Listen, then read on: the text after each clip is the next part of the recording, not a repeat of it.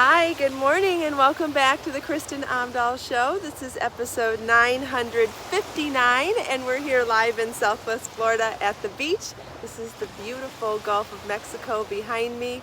We are live. If you are joining me live, please say hello. If you are not watching live, please also feel welcome to say hello. If you have questions for me, please ask. If you would like to share what you've been working on, please share. Hi, Joe. Hi, Thea. Hi, Donna, Marilee. Yes, Joe, it is beautiful here this morning. It's a smidge warmer than it's been all week, which means I'm just wearing a t-shirt actually, and I actually feel comfortable enough that I could possibly do some yoga down here after the show's over this morning. And if anybody wants to join me, I might go live. We'll see how it goes. Hi, Judy and Christine, Wendy, Natalie, Lori. Good morning, everybody. Happy Friday. Hope everybody's having a great day so far. I have been so busy behind the scenes, and there's so many exciting things coming on my website with the book. Jess is going to be okay. I am sorry I probably shouldn't have shared anything without her permission yesterday, but it was just a bit of a scare yesterday, and she made it home fine and just been asked to follow up with her regular doctor. She's going to be okay. Thank you so much for all your concern. We got lots of really nice messages about Jess yesterday. So thank you all so much. You're all so kind and caring and thoughtful, and I appreciate it so much. Yeah, my family has grown, and yes, it was very unsettling yesterday, but Marlon took excellent care of her, which makes me so proud. And I saw them last night and they're doing fine. She is going to be okay. Yes, it was just a bit of a scare yesterday, but everything's going to be okay. She's home and safe and sound. Thank you all so much. Hi, Carrie. Hi, Kiranjit and Val. Good morning. Hello to everybody. I might have missed your names, and anybody that didn't feel welcome to say hello to you too. I know a lot of people like to join live and don't necessarily say hello, and that's okay too. We're really happy that you're here as well. Hi, Rinny, Marcia, Steffi, Patricia. Good morning. Does anybody have any exciting plans this weekend? Is anybody still making holiday gifts? Is anybody still making holiday decorations? Are you working on projects for yourself? Or maybe you have new grandchildren coming, or friends having babies, or maybe you're just making stuff to learn new techniques, or you're making things, like I said, for yourself or for charity. Thank you, Bobette. I appreciate it so much. You guys are so thoughtful. Thank you. Marla's making candy cane holders. That's great. Wonderful. I still have the intention to make matching hats for Marlon and Jess. I do not know if it's going to happen now that I've decided to work on a new book. I have been buried deep in writing the book, and it's going to be so amazing. I love it so much. I can't wait to share it with you, and it's been a ton of work, so I started forgetting about holiday stuff. You know, I also wanted to do some like paper craft stuff. I still want to do maybe a live or maybe some videos. I want to talk about how to use origami folds to make gift bags out of wrapping paper, or maybe about decoration, or how to different creative ways to use yarn and knitting and crochet motifs to decorate wrapped gifts. Wonderful. I don't know if we'll have time or not. We could have time. I guess we could always start next week. If any of that interests you, let me know, because it's stuff that I do want to do, but I don't know if you are that excited or interested in me sharing it when I do it. So I'll let you know. Oh, and here's a funny next generation story to share with you. Jess has been sharing with me that, you know, being a full-time student, part-time worker, and having her own apartment, obviously her budget is very tight, and she's worried about how she's going to buy Christmas presents for her friends and family this year.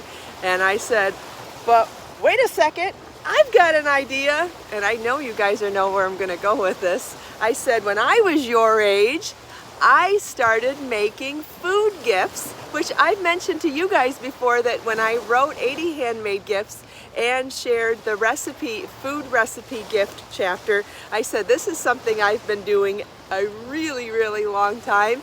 I think since the beginning of my adulthood, and feeling the need to bring presents to other people's homes at the holidays, but having no money to buy actual presents. I was making food presents, food baskets, food gifts, whole 9 yards. And so I'm having the opportunity right now to pay this experience and knowledge forward to the next generation, and I couldn't be more excited about it. We've been talking about packaging ideas, and we've been talking about, and I've been telling her if she wants to do truffles, I can show her where to get the gift boxes and I can help her make the truffles. Told her she could make savory gifts or sweet gifts. And you know, I'm sure some of you have experienced this, whether people in your family have been excited about you teaching them to knit or crochet, or to sew, or to cook, or anything you've been able to pass along to the next generation. I think this is my first experience with it, and my heart is so full. My eyes are filling up even. This is my first experience of being able to pass on my love of creativity and crafting to the next generation. Personally, in my personal life, obviously I share globally on a much larger scale, but this is a much more intimate experience. And so I know a lot of you have probably experienced this with daughter-in-laws or daughters or granddaughters or anybody. And so this is my first time with someone who isn't necessarily into crafting. Do I have a recipe for camerons? I don't know what camerons are, Kiranjit. I don't know. Maybe it's a misspelling. I don't know. Maybe you can elaborate. But if that is the actual word, I'm going to have to say no, because I don't recall that word even.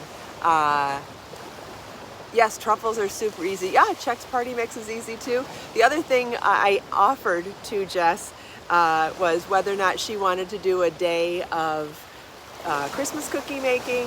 I said that we could do that if she wanted. I also offered I gave her an option. I said we could either do a gingerbread house or a charcuterie house.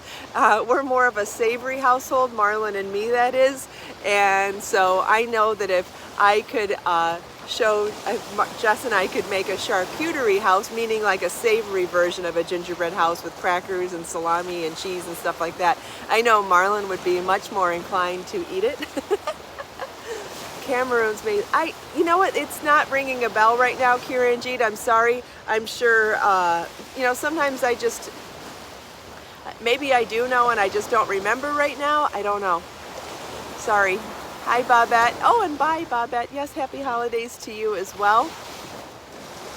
Yeah, so if we end up doing the charcuterie house, macaroons. Yes, macaroons are really easy to make. I have made them many times before. I do not recall if I have shared my own recipe for it.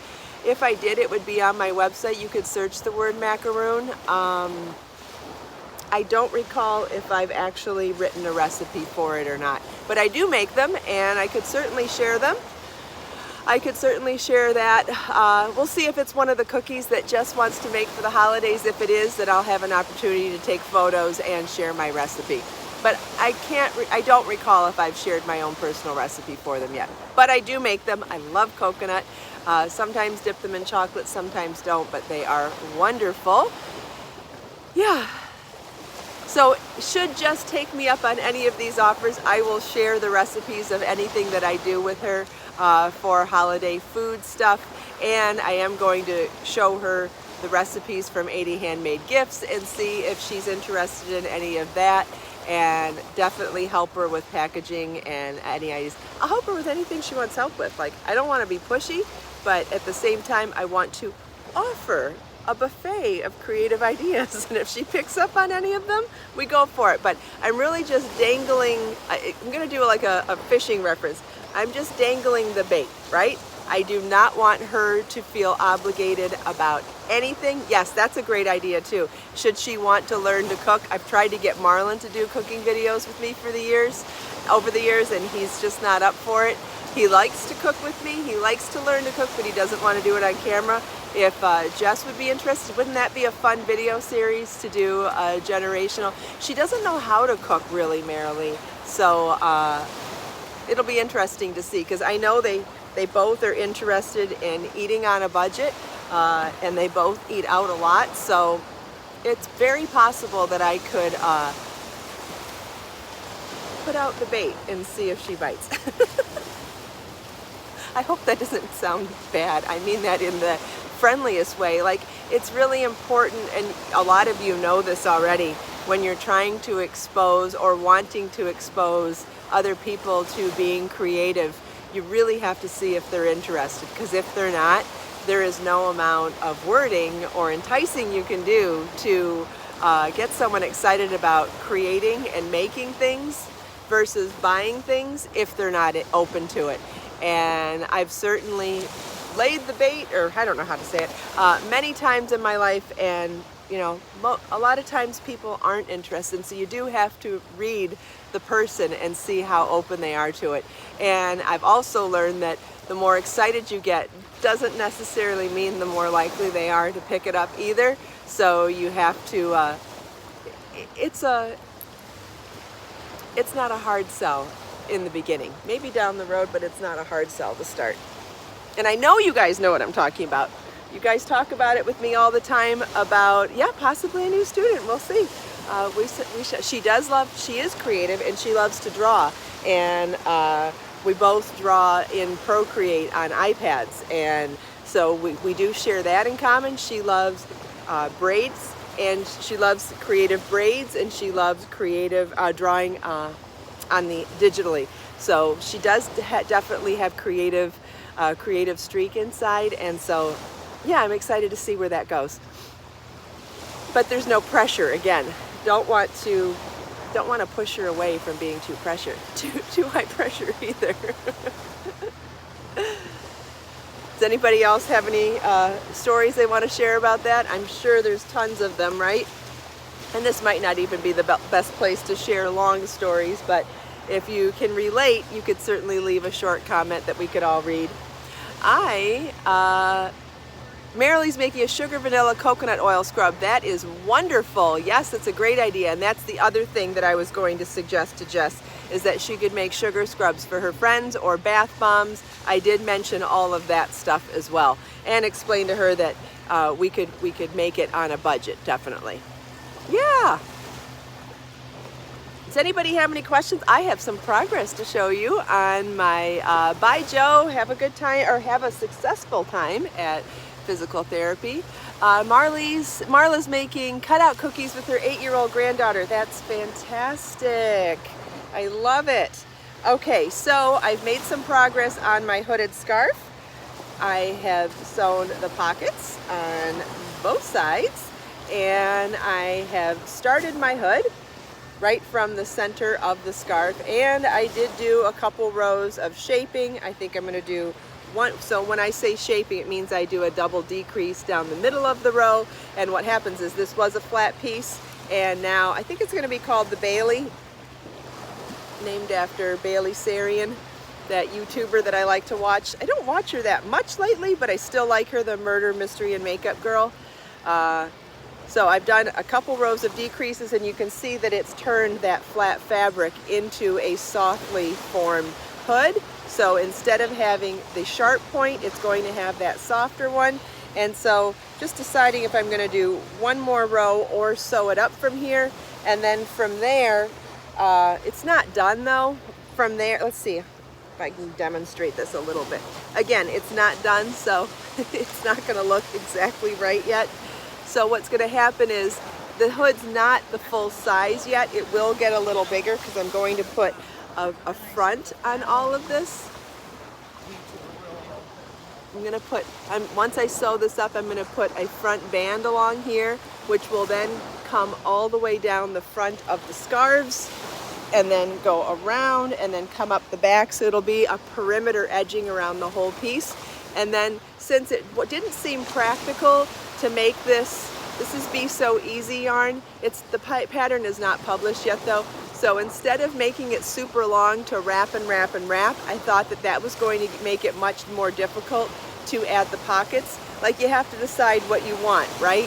Do you want pockets? Do you want something that can wrap and wrap and wrap to combine those two things and get the pockets to place just right on most people would be nearly impossible. So I thought it was more important to make sure that I got the pockets in a nice place like that. And then, so what I'll do instead to make sure that this can close up is get a nice long band around here so that it brings the hood forward a little more, makes the scarf wider back here and in the front. And then from there you would have the option of maybe adding a tie or adding a buttonhole and a button, or maybe just putting a clip there whenever you felt like it. If you really wanted this to close up, you could. But again, once it's wider with that band and the edging around the whole perimeter, it will end up covering this area better. Hopefully that makes sense. So yeah, that's definitely got quite a bit of progress to it now. And yes, that is Be So Easy yarn. I color sea green. I'm using a 9mm hook, and no, I do not know how many balls it is yet because it's not done yet. So it, especially figuring out how much of a perimeter I'm going to do, figuring out the yardage when you don't have the entire design complete it would be a disservice to you if I made a guess at the balls, then was wrong, then you know, didn't have enough to finish your project. So I'm not going to give an estimate. Thanks, Kiranjit. I'm glad you liked making the poppy scarf. That was the hooded pocket scarf that we did last year in motifs. Remember we talked the other day about the different ways that you can add pockets to a project. So for example, in this one, I literally made the pocket out of the scarf by just folding it onto itself and crocheting along both sides so that it's a folded bottom, not a sewn bottom. It's folded at the bottom and then just sewn on the two sides. You have that option.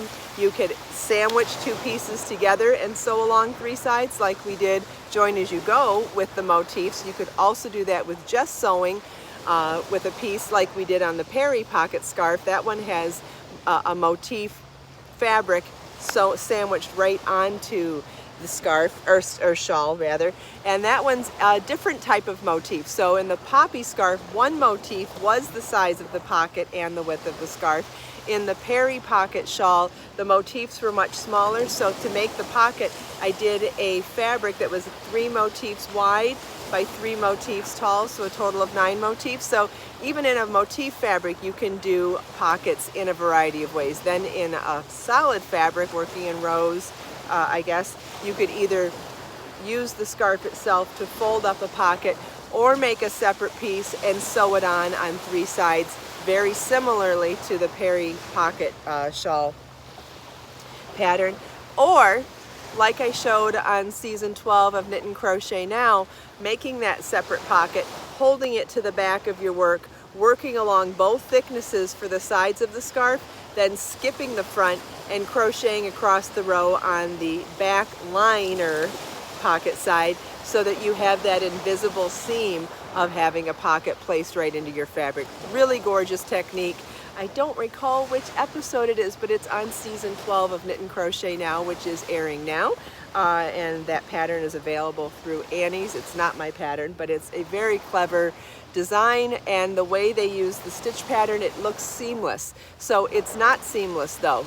There is you know, you still have to sew the back side of that pocket. So the pocket ends up being the lining instead of the front. So very different technique, very different direction from coming at things, but also beautiful. Like, they're all beautiful. I think all of these different pocket techniques work well for keeping your hands warm, and they're all pretty in their own way, and choosing which way you want to do it will depend on your personal preference, your skill level perhaps, and maybe even based on the pattern that you're using. So what I'm saying is these are techniques you could use for any scarf, not necessarily just for the patterns that they're described in. You could definitely think about adding a pocket to any scarf pattern, and you then have choices of how to add them. Even still, like, let's say you wanted to do a scarf in a super simple stitch pattern like this, you could still make the pocket a motif. You could still add stitch patterns too. We love mixing and matching things, right? So you could do a pop of color on your pocket. You could add a motif with color work or without color work. Or you could match the stitch pattern. Or you could match the stitch pattern but just make it a pop of color. Do you see where I'm going here? Once you start thinking about different ways to make a pattern your own, the sky is still unlimited choices, whether it's color choices, design choices, making any sort of change while you're going. I mean, these are ways that you can definitely put your own spin on something, which also is great if you're making something more than once. Sometimes it gets boring making something identically the same way 2 times. Maybe if you're making something one time, you make it in an opposite direction the other time. What do I mean by that? Let's say you start by making the pockets first and then make the scarf. And I'm just going to use pocket scarf as the example, but you can apply this to anything. Let's say you're making a sweater. You make the sleeves first one time, the body next. Next time you make the body first and the sleeves next. Or let's say you have a choice between making the back, the right front, and the left front. And maybe the pattern says to make the back first. Maybe you make one of the other pieces first. Or unless it's joined as you go, then it's a different option, a different situation. But even join as you go. What if you're making a join as you go cardigan and it's telling you to start here? Why don't you start here? You know, you can start anywhere you want. And sometimes just making those slight variations will give you a little more, a little more entertainment value. Maybe give you the opportunity to pay more attention to, for that Zen moment. But having said that, there's still a reason to go back to your tried and true things where you don't have to listen, because there's Zen in that too. Zen can come from either being distracted from your real life, which I love. I love anything that can distract me from my thoughts, my worries, and my overthinking. Or a Zen project can be something where you can turn your brain off. I think Zen projects can be both options. What do you think? That's why I like to play piano so much. Because if I'm doing a harmony in my left hand and a melody in my right hand, so your 2 hands are doing 2 different melodies and then possibly singing at the same time, as long as no one hears, it uses up enough brain activity for me sometimes that I don't have the ability, or maybe I just choose not to think about anything else, so I can't be stressing about bills or money or overthinking relationships or anything else. It's nice. It's nice to distract your brain for a little bit. And so my point is, Zen projects can distract your brain in a variety of ways. It can be from something that you don't have to think about and you can just focus on the repetitiveness of it, which is very soothing and relaxing and very Zen-like also. But also making your brain think really hard on something new. That's another way. Do I have any recommendations for beginner lessons for piano? I guess learning scales, Eve. Learning how to play scales is a great place to learn piano because it gets your fingers moving. It gets them, and they're pretty too. I think learning scales is one of the first things that I learned how to do. And if you're so inclined, you could learn, and if you like blues or some other styles of music, you could actually look up how to play blues scales or other types of scales as well. You don't necessarily have to do traditional or classical scales to start, but scales would be a good place to start for sure. I think my glasses are rubbing my head funny. Have you noticed I've been scratching my head in this one spot? My glasses are like, I don't know. Anyway, does anybody have any questions? I know I talked about a lot today. I probably talked fast too. But does anybody have any questions?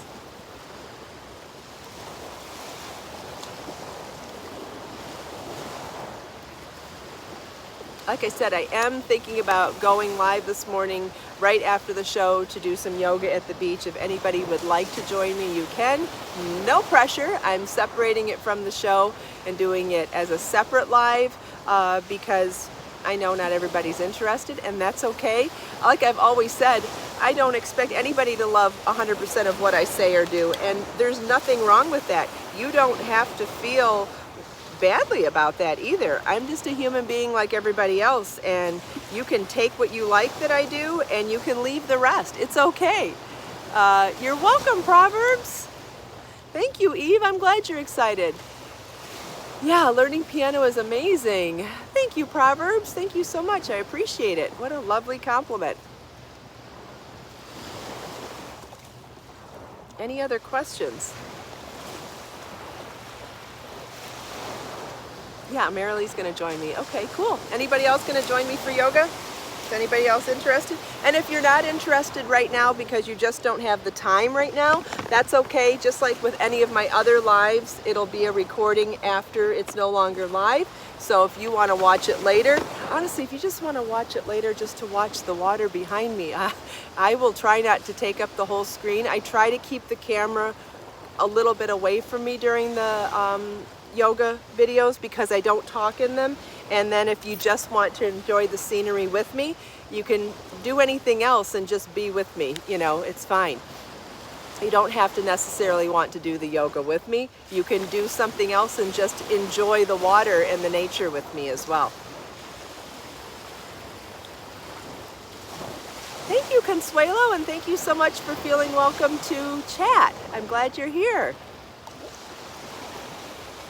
Yeah, it'll be around later as well. Like, I'm not really going to talk much. I'm not going to be replying to chats. I am really going to focus on doing a little yoga practice for myself, and I will share it with you so that you can either join along with me or just enjoy the nature with me. Either way, no pressure. And no pressure to watch it either. But since I'm already here, it's a great time for me to stay for just a few more minutes. Have a wonderful weekend yourself, cats. Ah, yes, Judy, that would be amazing. Yes. Judy's talking about combining Biso dazzling yarn with Biso scrubby yarn to make some decorations. Yes. That's beautiful. All right, I do not see any more questions, so thank you all so much for taking time out of your busy day to spend a few minutes here with me. I hope you enjoyed the sunrise, the beach, the scenery, my show and tells, chatting with me and everyone else. Let us make time to create, share, and inspire today and every day. Have a wonderful day, everybody, and I will have a wonderful weekend too, and I will see you Monday for the next episode of the Kristin Omdahl Show. Bye-bye.